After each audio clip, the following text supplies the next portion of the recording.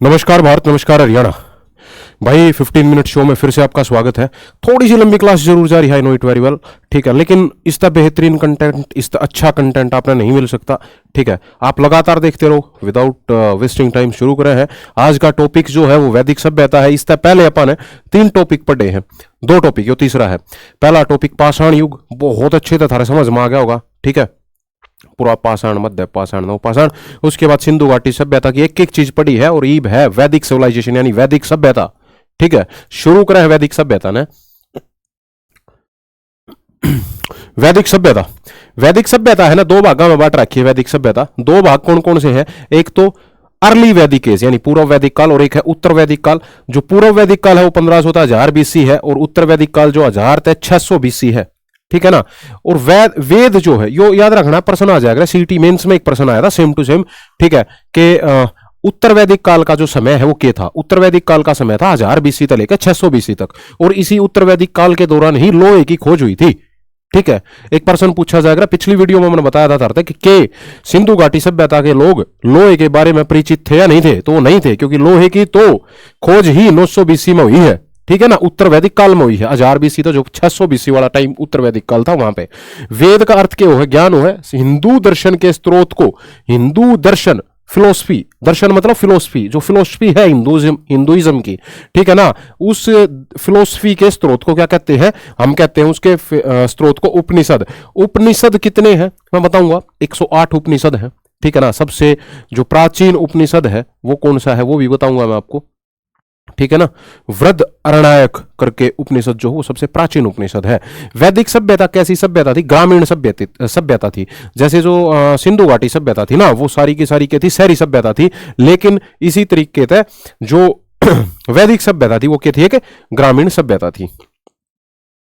ये आपने दिख रहा होगा पूर्व वैदिक काल जो था, पूर्व वैदिक काल मतलब 1500 से लेकिन है और 1000 बीसी का जो टाइम पीरियड था, ठीक है ना। और फिर 1000 से 600 के होगा उत्तर वैदिक काल। जो पूर्व वैदिक काल था उसमें महिलाओं की स्थिति बहुत अच्छी थी, यानी कि महिलाओं को पढ़ने दिया जाता था, घूंघट पर था, और ये सारी चीजें कुछ भी नहीं थी, ठीक। अच्छे तक ज्ञान उन्हें लेन दिया जाया करता कि आप ज्ञान लो अच्छे से, ठीक है। वैदिक सभ्यता में वैसे तो बहुत सारे देवताओं का वर्णन मिलेगा आपने। वैदिक सभ्यता में जो प्रमुख देवता थे वो कौन से थे? इंद्र जो थे ना, वो आपके प्रमुख देवता थे, जिनको क्या कहा जाता था? पुरंदर भी कहा जाता था, ठीक है। पुरंदर भी कहा जाता था इंद्र देवता को, ठीक है। और ये इंद्र देवता जो है वो वैदिक युग में, वैदिक सभ्यता में सबसे बड़े देवता थे, इनको पुरंदर कहा जाता था। और दूसरे नंबर के देवता कौन से थे? वो थे अग्नि देवता, ठीक है। उसके बाद पशुओं में गाय का महत्व है, वैदिक काल में बहुत ज्यादा था। गाय का उल्लेख 176 बार किया गया है, 176 बार गाय का उल्लेख किया गया है। वैदिक काल में गाय का महत्व बहुत ज्यादा था। और 176 बार से याद आया कि जो इंद्र देवता थे उनका वर्णन कितनी बार किया गया है? 250 बार इंद्र देवता का वर्णन किया गया है। और अग्नि देवता जो है ना, इनका वर्णन कितनी बार किया गया है भाई? 200 बार, ठीक है। और गाय का 176 बार ऋग्वेद में वर्णन किया गया है। एक पूछा जाएगा, गाय को ऋग्वेदिक काल में क्या कहते थे? अगन्या कहते थे भाई। गाय को ऋग्वेदिक काल में क्या कहा जाता था? अगन्या कहा जाता था। वैदिक काल में गाय के लिए अनेक युद्ध हुए हैं, क्योंकि वैदिक काल में ना गाय एक प्रॉपर्टी के रूप में मानी जाया करती, ठीक है। गाय मतलब ऐसे नहीं जैसे आज प्रॉपर्टी मानो आप फ्लैट ना प्रॉपर्टी, प्लाट ना मानो हो, ठीक है, सोने ना मानो, इसी तरीके से वैदिक काल में गाय ही प्रॉपर्टी मानी जाया करती। और प्रॉपर्टी के लिए तो पुराने तय ही समय तय ही युद्ध होते आ रहे हैं, ठीक है। जब आप प्रॉपर्टी के रूप में ही देखी जा रही थी, ठीक है, तो वहां पे युद्ध होंगे। और गाय को महत्व प्राप्त था वैदिक काल में, ठीक है। सबसे ज्यादा महत्व जो था वैदिक काल में किसी पशु का अगर था, ठीक है, वो था गाय को, ठीक है ना। और दूसरा कौन सा था? घोड़ा, ठीक है भाई। लगातार बने रहो, लगातार देखते रहो, इतना जबरदस्त कंटेंट लेकर आ रहा हूं ना मैं, देखते रहो। वैदिक काल के लोगों का मुख्य भोजन क्या था? दूध था। दूध या दूध से बने उत्पाद, भाई ये यहां पे लिख रखा है मैंने, ये प्रश्न यहां पर आया, यहां पर आया, देखियो पेपर सेम टू सेम छपेगा। मैं यहां पर बकवास नहीं कर रहा बस, है ना। जितना भी समय मैं आपके सामने कैमरे के सामने खड़ा हूं, मेरी कोशिश यह है कि मैक्सिमम चीजें आप तक पहुंचे, ठीक है। स्टे ट्यून्ड, लगातार देखते रहो। वैदिक सभ्यता के जो लोग थे उनका मुख्य भोजन क्या था? दूध और उनसे बने उत्पाद। वैदिक सभ्यता के निर्माता किन को माना जाता है? आर्यों को माना जाता है। आर्य शब्द का अर्थ मतलब क्या है? श्रेष्ठ, ठीक है ना। आर्य जो शब्द है उसका मतलब है क्या है? श्रेष्ठ, ठीक है। आर्य जो कहां से आए इसके बारे में विभिन्न लोगों के विभिन्न विचार हैं। बाल गंगाधर तिलक जो है उन्होंने कहा कि आर्कटिक से आए, ठीक है। एक अंग्रेज इतिहासकार होया है मैक्स मूलर, उसने कहा मध्य एशिया से आए। ठीक है। और जो हमारे दयानंद सरस्वती जी हैं उन्होंने कहा कि आर्य तिब्बत से आए। प्रश्न सीधा पूछा जाएगा किसके अनुसार आर्य तिब्बत से आए? दयानंद सरस्वती के अनुसार। ठीक है।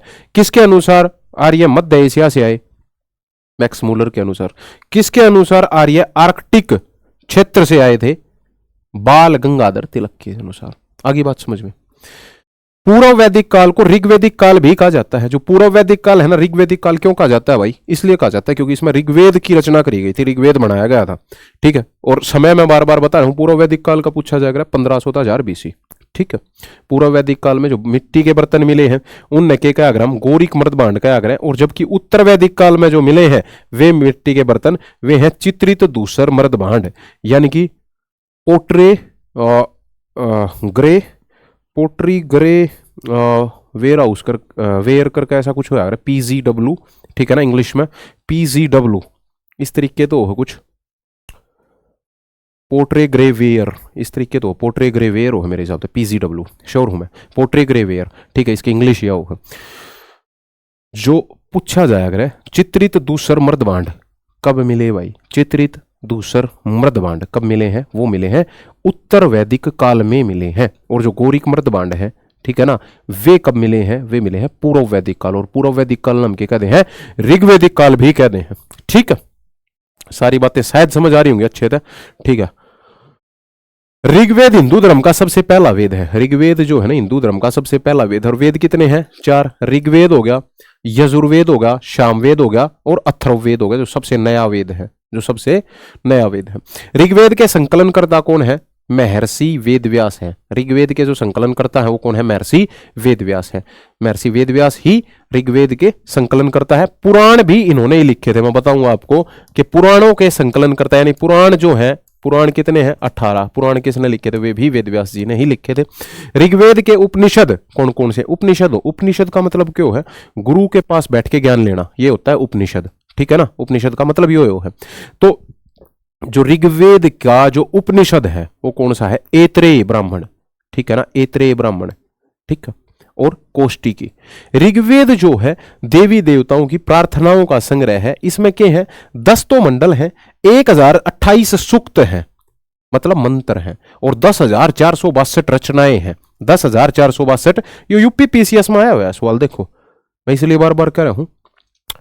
सिलेक्शन चाहिए तो सिलेक्शन फैक्ट्री पाओ, बकवास चाहिए तो आप कहीं भी जा सको फिर, है ना। मैं बहुत तुम्हारी पूरी की पूरी टीम लग रही है इस चीज में, बहुत जबरदस्त कंटेंट तैयार करने के लिए। ठीक है। 10 मंडल है, 1028 सूक्त है, और यहां पे लिख नहीं रखा, लिख लियो 10,462 रचनाएं हैं। 10,462 रचनाएं हैं भाई। ठीक है ना। गायत्री मंत्र ऋग्वेद में तीसरे, देखो गायत्री मंत्र का उल्लेख कहां पे है? प्रश्न आया करे सीधा। ऋग्वेद के तीसरे मंडल से लिया गया है गायत्री मंत्र। ठीक है। इसी तरीके से 9वें मंडल में क्या था? सोम देवता का वर्णन कर रखा है। ठीक है। इसी तरीके से जो वर्ण व्यवस्था होती है उसका वर्णन कहां है भाई? उसका वर्णन है 10वें मंडल में, 10वें मंडल के पुरुष सुकत में है। पुरुष सुकत में है, यहां पे लिख भी रखा होगा मैंने। 9वें मंडल में सोम देवता का उल्लेख किया गया है, 10वें मंडल में वर्ण व्यवस्था का वर्णन किया गया है। और वर्ण व्यवस्था का भी किस सूक्त में अगर कोई पूछ ले तो पुरुष सूक्त में। ठीक है ना, पुरुष सूक्त में करा गया है। ठीक है। 10वें मंडल के पुरुष सूक्त में वर्ण व्यवस्था यानी चारों वर्णों का वर्णन किया गया है, ब्राह्मण, क्षत्रिय, वैश्य और शूद्र। ठीक है। उसके बाद 7वें मंडल में दशराज युद्ध का वर्णन किया। दशराज युद्ध किसके बीच में हुआ था भाई? दशराज युद्ध। दशराज युद्ध हुआ था भरत, एक साइड तो राजा भरत थे, ठीक है, जिनके नाम पर कहा जाता है कि भारत देश का नाम पड़ा। ठीक है। और दूसरी साइड थे 10 कबीले। ठीक है। 10 कबीले दूसरी साइड थे। जो राजा भरत थे, पूछा जाता है कि उनका साथ कौन से ऋषि मुनि ने दिया था? वो दिया था वशिष्ठ ऋषि ने दिया था। किसने दिया था? वशिष्ठ ने। और जो 10 राजा दूसरी साइड थे उनका साथ किसने दिया था? उनका दिया था विश्वामित्र ने। विश्वामित्र ने। नोट कर लियो, ये क्वेश्चन आएंगे भाई। ठीक है। कलर चेंज कर देता हूं मैं, हो सकता है आपको यो रंग, हाँ ये भी ठीक है। यो मैंने लिख रखा था 10वें मंडल में वर्ण व्यवस्था का वर्णन करा गया है, सोमदेव का वंशपति देवता की उपाधि दी जाती थी। ये सारी चीजें मैंने बता दी हैं आप तक। ठीक है ना। ठीक, आगे चलो। गोत्र, गोत्र की जो शुरुआत थी वो कब करी गई थी? गोत्र की शुरुआत जो है उत्तर वैदिक काल में हुई थी। जो आपका हो ना, जैसे मेरा गोत्र है, मेरा गोत्र के है दिनेश ठोठवाड़, ये गोत्र है मेरा। तो ये गोत्र की शुरुआत कब करी गई थी? गोत्र की शुरुआत जो करी गई थी वो वैदिक काल में हुई थी। ठीक है। गायत्री मंत्र की रचना विश्वामित्र ने की थी। गायत्री मंत्र का उल्लेख कहां बताया है? कहां बताया था बताओ मेरे को। ऋग्वेद के तीसरे मंडल में गायत्री मंत्र का उल्लेख है। और इसकी रचना किसने करी थी? विश्वामित्र ने। और गायत्री मंत्र किसको समर्पित है मेरे भाई? गायत्री मंत्र समर्पित है सूर्य भगवान को। वैदिक काल जो था, उस वैदिक काल में अविवाहित लड़की को क्या कहा जाता था? अमाजू। सीधा पूछा जाता है कि वैदिक काल में अविवाहित लड़की को क्या कहा जाता है? अमाजू कहा जाता था। ऋग्वेदिक काल में पुरुषणी नदी के किनारे 10 राज्य युद्ध, ये मैंने बता दिया। पुरुषणी नदी, पुरुषणी का ही नया नाम क्या है ये भी पूछ ले तो रावी नदी। पुरुषणी को ही क्या कहते हैं आज के दिन? रावी। ठीक है ना। वित्सता, झेलम, झेलम का पुराना नाम क्या था? वित्सता। सतलुज का पुराना नाम पूछ ले, सतुद्री था। ठीक है ना। और गंडक का पुराना नाम पूछ ले, बिपाशा था। ठीक है। तो इस तरीके से ये भी याद रखनी है जो मैं बता रहा हूं चीजें। सारी चीजें अगर एक आध चीज कोई छूट रही है तो मैं गैल गैल बता भी रहा हूं, साथ साथ बता भी रहा हूं, उसने आप अपनी कॉपी में नोट कर लियो। ठीक है ना। और ये पीडीएफ तो मैं दिवा दूंगा आप तक। ठीक है ना। लेकिन जो चीजें मैं बता रहा हूं वे जरूर नोट कर लियो। ठीक है। ऋग्वेद काल में पुरुषणी नदी के किनारे 10 राज्यों का युद्ध हुआ था। यह युद्ध किसके बीच में? 10 राजाओं के बीच में लड़ा गया था। ठीक है। भारत का पहला युद्ध था। यह युद्ध आर्य और अनार्यों के बीच में हुआ था। इसमें जीत आर्यों की हुई थी। आर्य मतलब भरत राजा की हुई थी। ठीक है। ये तुम्हें पता ही है, बता दिया मैंने। उसके बाद आ जाओ भाई, गाय का प्रयोग।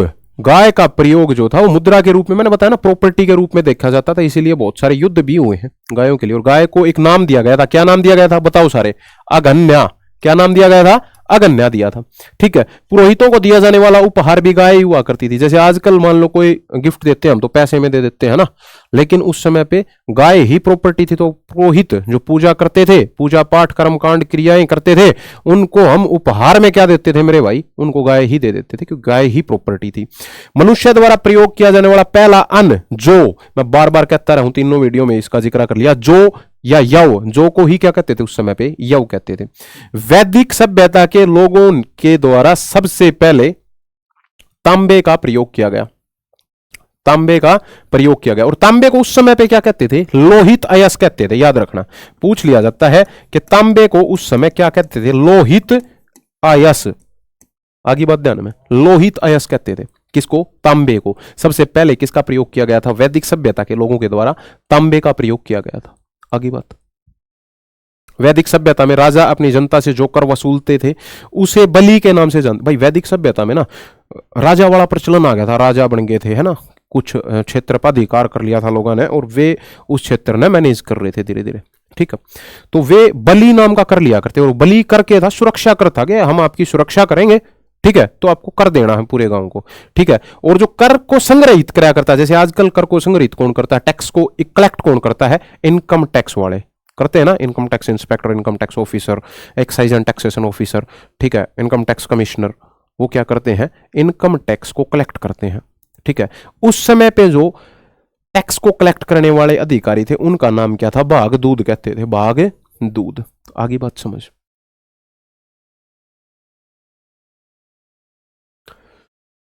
वैदिक युग में स्मृति, वैदिक युग में स्मृति शब्द का प्रयोग कई बार लिखित मिला है। स्मृति के थी और सभा के थी पूछा जाएगा बहुत बार प्रश्न। ठीक है। स्मृति के थी, सभा के थी, मैं बता दूं। स्मृति के थी मेरे भाई। स्मृति में तो कॉमन लोग आया करते, जैसे ग्राम सभा में, ठीक है ना, सब के सब लोग बैठे। गांव में जब सभा हो, मान लो सारे के सारे बैठा दिए, एक तो एक ऐसी सभा हो जिसमें मान लो कुछ चुनिंदा लोग बैठे, सरपंच, पंच, ग्राम सचिव, पंचायत सेक्रेटरी। ठीक है।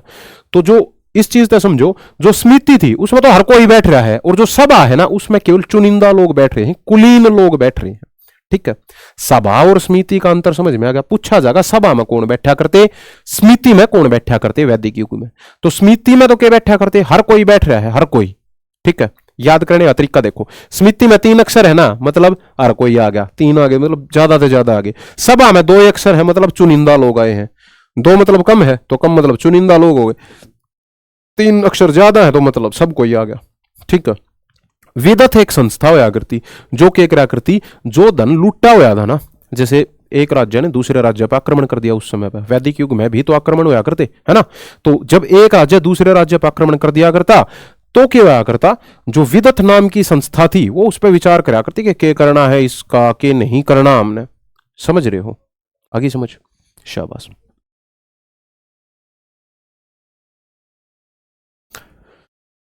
यो आपने पता है यूट्यूब चैनल है, यो टेलीग्राम चैनल है, यो सिलेक्शन फैक्ट्री एप्लीकेशन का लिंक है, आप इसने डाउनलोड कर सको हो। मेरी इंस्टाग्राम आईडी है दिनेश यादव 0916, दिनेश यादव 0916 के नाम था। आप मेरे इंस्टाग्राम पे मैंने कोई मैसेज कर सको, कोई बात पूछनी है तो ठीक है। यो हमारा व्हाट्सएप चैनल है सिलेक्शन फैक्ट्री के नाम से ही, आप यहाँ पे भी कनेक्ट हो उसको हो हमारे। उत्तर वैदिक काल आ गया। अभी तक आपने पढ़ा था पूर्व वैदिक काल, अब आ गया उत्तर वैदिक काल, जो 1000 बीसी था 600 बीसी तक था। मैंने बताई थी कि पूर्व वैदिक काल जो था है ना, जो पूर्व वैदिक काल था उसमें महिलाओं की स्थिति बहुत अच्छी थी, लेकिन उत्तर वैदिक काल आते आते महिलाओं की स्थिति होगी खराब। ठीक है, उत्तर वैदिक काल में वर्ण व्यवस्था में काफी बढ़ोतरी होगी। मतलब जो आज ये चीजें गलत गलत सी देख रहे हो ना आप, है ना, जैसे महिलाओं पर अत्याचार, ठीक है, या वर्ण व्यवस्था या जाति व्यवस्था बहुत ज्यादा वो कर देना, ये सारी की सारी चीजें जब भी आई है, ठीक है, बात आ गई समझ। वैदिक काल में महिलाओं की स्थिति, उत्तर वैदिक काल में महिलाओं की स्थिति बहुत खराब थी। ठीक है, यह मैंने बता दी था। वर्ण व्यवस्था भी काफी बढ़ गई थी। ठीक है, मुख्य व्यवसाय उत्तर वैदिक काल में कृषि ही था। उत्तर वैदिक काल में यज्ञ का महत्व बहुत मतलब कर्मकांड बढ़ गए थे, कर्मकांड, ठीक है, या फिर मैं कहूं महिलाओं को पढ़ाना नहीं है, ठीक है, और भाई गैल गैल यो भी हो गया था साथ साथ में। जो वर्ण व्यवस्था थी वो बहुत ज्यादा बढ़ गई थी।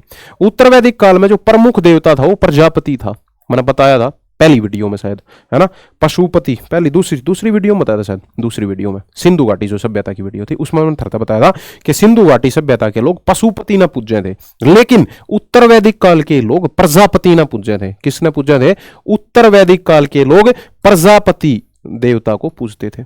ठीक है, और पूर्व वैदिक काल में इंद्र मुख्य देवता था जिसको पुरंदर कहा जा रहा था। ठीक है, दूसरे नंबर पे अग्नि देवता था जिसका 200 बार जिक्र है, इंद्र का 250 बार जिक्र है, गाय का 176 बार जिक्र है।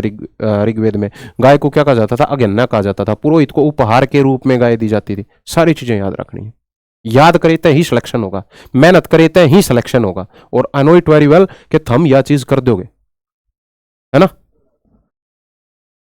उत्तर वैदिक काल में सामवेद, यजुर्वेद और अथर्ववेद की रचना हुई, मैंने बताई थी। पूर्व वैदिक काल में ऋग्वेद की रचना हुई थी, ऋग्वेद के न्यारे 3 वेद बच गए, तीनों की रचना फिर कब होगी? उत्तर वैदिक काल में। सामवेद हो गया, यजुर्वेद हो गया, अथर्ववेद हो गया। ठीक है, आ जाओ भाई।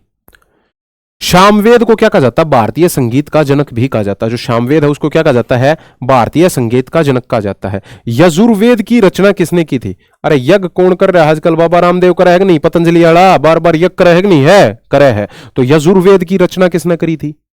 पतंजलि ने करी थी। ठीक है, और यज्ञ का प्रावधान किसमें होगा? यह तो यजुर्वेद, यह तो यज्ञ, यार दिखण लग रहा है। तो अथर्ववेद सबसे अंतिम वेद है, मैंने बताया था। इसमें जादू टोना, आयुर्वेद आदि का वर्णन किया गया है। जादू टोना, अंधविश्वास, ठीक है ना, ऊपरी पुराई जो भी ये चीजें हैं थारी, सारी की सारी किसमें है भाई? अथर्ववेद में है। धीरे धीरे पाखंड बढ़ रहा है, समझ में आ रही है? ठीक है, धीरे धीरे गलत चीजों की तरफ हम बढ़ते जा रहे हैं। उत्तर वैदिक काल में महिलाओं की स्थिति खराब होगी, ठीक है, उनकी कोई बात करने वाला नहीं है। वर्ण व्यवस्था बहुत प्रबल होगी, ठीक है, उनके बारे में कोई बात करने वाला नहीं है, वर्ण व्यवस्था के बारे में। तो धीरे धीरे हम अंधविश्वास की तरफ आते जा रहे हैं।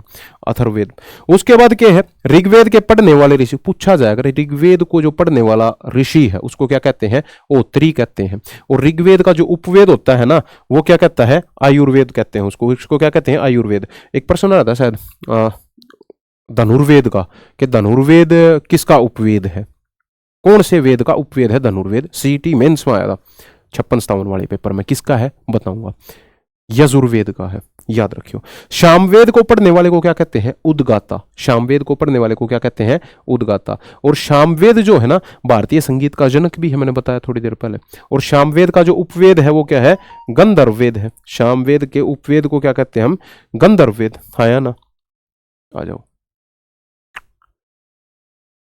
यजुर्वेद के पढ़ने वाले को अध्वर्यु कहते हैं। देखो एक चीज देखियोगी तुमने, यहां पे भी रे की मात्रा है, ठीक है, और यहां पे भी के है या रे की मात्रा ऊपर है, तो अध्वर्यु और यजुर्वेद, यजुर्वेद को पढ़ने वाले को अध्वर्यु कहते हैं, और यजुर्वेद का उपवेद जो है वो क्या है भाई, धनुर्वेद है। आगे बात समझ में भी बताया था। अथर्ववेद को पढ़ने वाले को क्या कहेंगे, ब्रह्मा, ऋग्वेद को पढ़ने वाले को होत्री, सामवेद वाले को उद्गाता, यजुर्वेद वाले को क्या कहेंगे हम, अध्वर्यु, और अथर्ववेद वाले को ब्रह्मा कहेंगे। बात आ गई समझ। अथर्ववेद के उपवेद को क्या कहते हैं हम, शिल्प वेद कहा जाता है। अथर्ववेद के जो उपवेद है ना उसको क्या कहेंगे हम, शिल्प वेद कहेंगे। आरण्यक की संख्या कितनी होती है, 7 होती है। जो आरण्यक है उसकी संख्या कितनी होती है भाई, 7 होती है। आरण्यक की जो संख्या होती है ना वो कितनी होती है, 7 होती है। उपनिषद का अर्थ गुरु के नजदीक बैठना होता है, मैंने बता दिया ना, गुरु के समीप बैठ के ज्ञान प्राप्त करना ही उपनिषद है, और उपनिषद की संख्या कितनी है, 108 है। ठीक है, और सबसे प्राचीन उपनिषद भी मैंने बता दिया था, कौन सा था, वृद्ध अरणायक उपनिषद। कौन सा था, वृद्ध अरणायक उपनिषद। हाँ या ना, समझ आ रही है बातें। सत्यमेव जयते जो है वो मुंडक उपनिषद से लिया गया है, और ये भारत का आदर्श वाक्य है। भारत का आदर्श वाक्य की है सत्यमेव जयते। ठीक है, और ये कहां से लिया गया है, मुंडक उपनिषद से। ठीक है,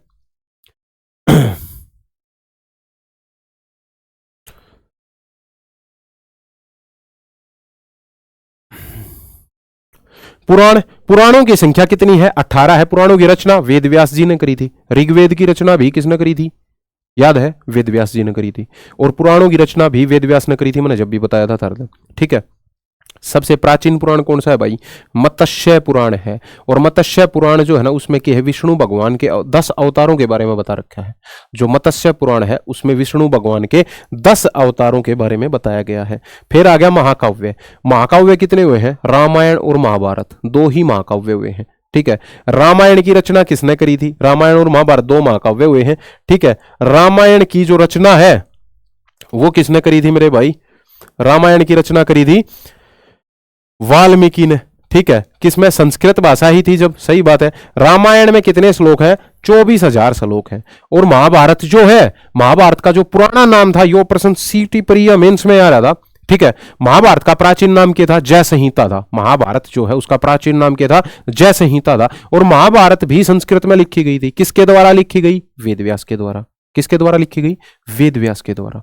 ठीक है, गणेश जी उसकी कहानी है, मैं शांति से बताऊंगा, थोड़ा सा बता दूं बस, है ना। महाभारत जो लिखी गई थी वह वेद व्यास जी के द्वारा लिखी गई थी। गणेश जी बता रहे थे, इस तरीके का कुछ मामला था वो सारे का सारा। ठीक है, बाद में कभी अच्छे से समझाऊंगा यह कहानी की थी।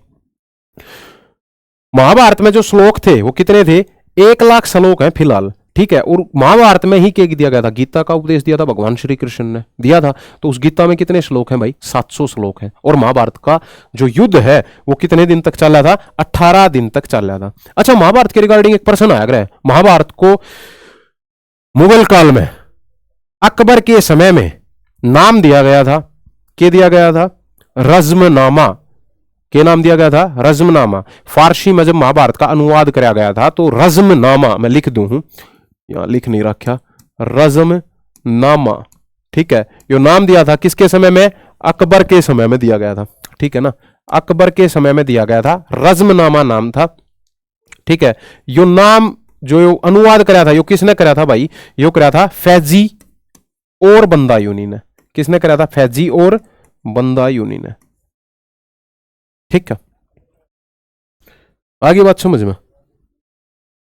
यो आपने दिख गया होगा हमारा यूट्यूब चैनल का लिंक है, यो टेलीग्राम चैनल आप ज्वाइन कर लियो, सारी चीज़ें आपने यहाँ पे मिलती रहेंगी। ठीक है, पीडीएफ बहुत सारे स्टडी मटेरियल, बहुत सारा फ्री आपने जो मटेरियल है वो मिलता रहेगा। सिलेक्शन फैक्ट्री की एप्लीकेशन है, आप इसने डाउनलोड कर लियो, सिलेक्शन फैक्ट्री का यो लोगो पाओगा। ठीक है, यो मेरा इंस्टाग्राम हैंडल है, दिनेश यादव 0916, दिनेश यादव 0916, दिनेश यादव 0916 0916। ठीक है, यहाँ पे अगर आपने कोई डाउट हो, कोई क्वेरी हो तो आप मैंने फॉलो करके आप यहाँ पे पूछ सको हो। ठीक है, व्हाट्सएप चैनल हमारा सिलेक्शन फैक्ट्री के नाम पे है, आप लगातार जुड़े रहिए, लगातार इस तरीके के बेहतरीन कंटेंट आ रहे हैं। आज तक आपने देखा भी नहीं होगा इस तरीके का बेहतरीन कंटेंट, निश्चित रूप से फ्री ऑफ कॉस्ट हम ला रहे हैं। हमारा केवल और केवल एक उद्देश्य है, आपके माँ बाप के सपने पूरे करना, कि आप तैयार हो कि नहीं हो, सोचियो शांति से। ठीक है, मैं बकवास ना कर रहा, मजाक करना मैं भी कर लूंगा, बकवास ताड़ना मैं भी तार लूंगा, पर यहां मैं इसलिए खड़ा हूं ताकि आपके सपने पूरे हो सकें, आपके माँ बाप के सपने पूरे हो सकें, आपके बहन भाइयों के सपने पूरे हो सकें, जो आपने खुली आंखें से सपने देख रखे हैं वे पूरे हो सकें। So stay tuned on selection factory app. जय हिंद, जय भारत, वंदे मातरम। मिलते हैं अगली क्लास में।